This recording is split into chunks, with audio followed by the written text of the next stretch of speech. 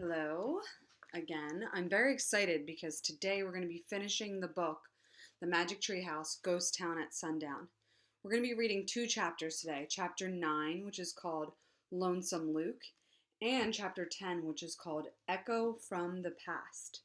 Before we do that, though, let's do a quick recap of Chapter 8. So Chapter 8 was called Who Am I? And Annie and Jack woke up with Slim, the cowboy, after sleeping a night in the canyon, and they had some bitter coffee and hard biscuits, which Jack wrote down that's what cowboys eat. And then they decided to convince Slim that he should be an author and write a book instead of being a herder of wild mustangs. So he agreed with them and decided to let Sunset and his mom loose and then head back into town where he could become an author. So they let the two horses loose, and Annie called goodbye, and then out of the blue she heard somebody yell back, "Bye." And that's when Annie and Jack realized that the answer to the riddle was an echo. So we're going to find out if they make it back to the treehouse and can tell Morgan that the answer is an echo. So today, when we read chapter 9 and 10, I want to focus on story grammar. This is an activity that teaches us to remember the main things that happened in a story. So on this card, it says what happened in the beginning, in the middle, and at the end. So if you look at the picture clue, these kids are reading a book about caterpillars. And in the beginning, it's just a little caterpillar. And then in the middle, the caterpillar goes into its chrysalis. And I'm sure you all know after some time, at the end, it finally turns into a butterfly. It comes out of the chrysalis and is a butterfly. So when we read chapter 9 and 10, I want you to think about what happens in the beginning, the middle, the end. You can think about just this section that we read today. You can also think about the whole book, what happened in the beginning of the book, the middle of the book, and now the very end, which we'll read today. So let's start reading chapter 9, Lonesome Luke. The sun was low in the sky when they reached Rattlesnake Flats. Remember, that's the town that Annie and Jack arrived in when they first got to the prairie. "Just let us off in front of the hotel," said Annie. "You sure the stage is coming through here?" said Slim. "Yep," said Jack and Annie together. In front of the hotel, Slim got down from Dusty. Then he helped Jack and Annie down. "I hope you'll come to Laramie and visit me," said Slim. He winked. "I might be needing some help on my book." "Sure," said Annie. Slim climbed back onto Dusty. He looked down at Jack. "You know, Shorty," he said, "you might be short, but you're mighty tall in brains." "Thanks," said Jack. "And Smiley," he said, "your great courage is nothing to smile about." "Thanks," said Annie. "Good luck with your writing, Slim," said Jack. "I'm grateful to you both for steering me straight," said Slim. "I promise I'll thank you someday." "Really?" said Annie. "A cowboy never goes back on his word," said Slim. Then he snapped his reins and Dusty loped down the street. "Bye, Slim," yelled Annie.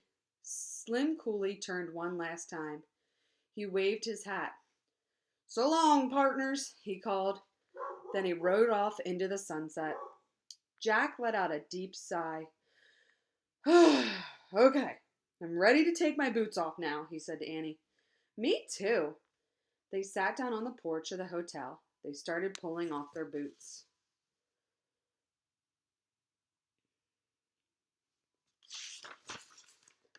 There! Jack got them both off. He wiggled his toes. He took his sneakers out of his pack and put them on. Annie put hers on too. "Man, sneakers never felt so good," said Jack. Suddenly, the sound of a piano drifted through the air. "Lonesome Luke," said Annie. Jack grabbed his pack. He and Annie crept across the porch. They pushed open the swinging door. The piano was playing Red River Valley. Sitting on the piano stool was the dim, but shimmering shape of a cowboy. Just then, the ghost of Lonesome Luke looked at Annie and Jack. He waved a shimmering hand. Jack and Annie waved back. Then the ghost of Lonesome Luke faded away. Cold air wafted past Jack and Annie. They both shivered. "Oh, man, let's go," breathed Jack. They leaped and dashed up the dusty road. They ran across the cracked ground and past the graveyard. They ran until they reached the tree with the magic treehouse in it. Annie grabbed the rope ladder. She hurried up and Jack followed. They were out of breath when they got inside the treehouse. Annie grabbed the ancient scroll. She unrolled it. "Yay!" she said. The scroll had one glowing word on it. Echo. "We got it right," said Annie. Jack grabbed the Pennsylvania book. He pointed to a picture of the Frog Creek woods. "I wish we could go there," he said. The wind started to blow. The treehouse started to spin. It spun faster and faster. Then everything was still. Absolutely still. All right, I'm going to go into chapter 10 now, called Echo from the Past. Jack and Annie looked outside. The sun had slipped behind the trees of the Frog Creek woods. Annie still held the ancient scroll. She put it in the corner next to the scroll from their ocean trip. "Just 2 more to go," she whispered. "Yep," said Jack. He unzipped his pack. He pulled out Days of the Wild West. He put it on top of a stack of books. "Ready?" he said. Annie was staring at the books. Her mouth dropped open. "What's wrong?" asked Jack. Annie just kept staring. "Have you gone nuts?" asked Jack. Annie pointed at the Wild West book. "Read the cover," she said. Jack picked the book up. He read the title aloud. Days of the Wild West. He looked at Annie. "So?" "Before I read, I want you to take a look at the cover."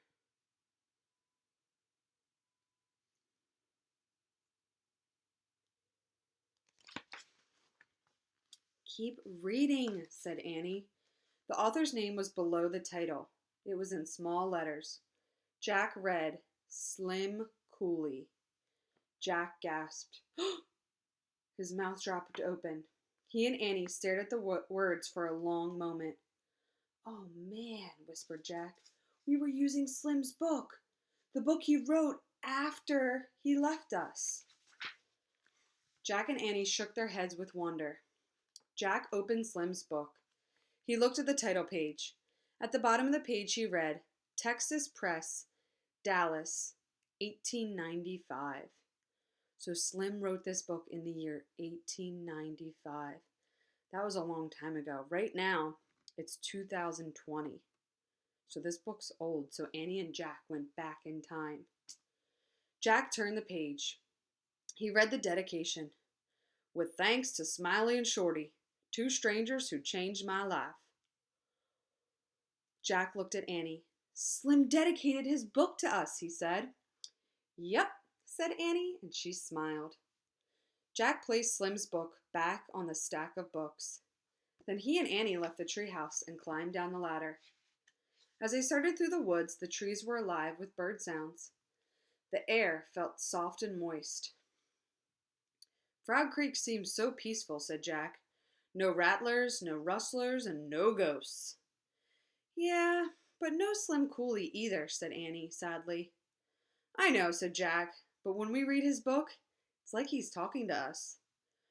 "Oh, right," said Annie. "You mean it's like an echo from the past?" "Yeah," said Jack softly. "Wow." Just then, out of the blue, a voice called, "Jack! Annie!" "It's Dad," said Annie. "Coming!" Jack shouted. Then they ran all the way home, through the long shadows of the setting sun. The end. So, if we think about our activity today, story grammar. Think about this book. Think about the beginning. What happened to Annie and Jack? what riddle they had to solve and who they talked to about that.